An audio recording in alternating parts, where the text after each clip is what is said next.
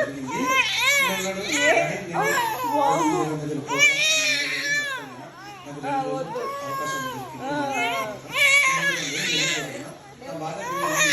చూసుకోమని చెప్పడం జరిగింది. నేను అలాగే వాగ్దానం చేసిన తర్వాత నేను మళ్ళీ విడిపించా. ఏంద్ర ఏం మాట్లాడుతున్నావు అని నాకు విషయం మాట్లాడిస్తున్నాను కదా, నేను ఉట్టినే అన్నా అన్నాడు.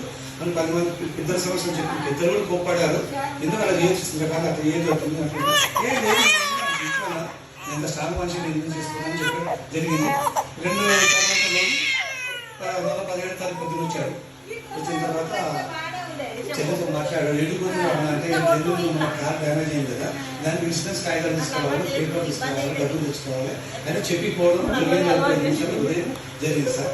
ఆ జరిగిన తర్వాత 9:45 నుంచి ఇక్కడ నుంచి తన ఫ్లాట్కి వెళ్ళాడు. తన ఫ్లాట్కి వెళ్తే వాచ్మెన్ నాకు పిలిచి బాబు ఓపెన్ చేశాడు.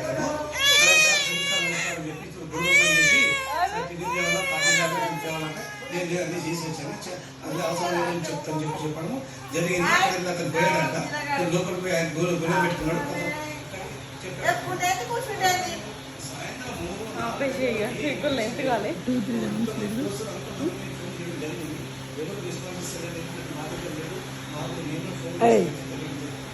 మోక్ష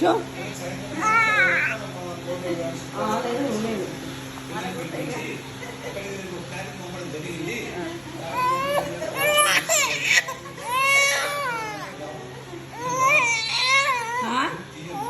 ఏమైంది ఏమైతుంది నీకు? అమ్మో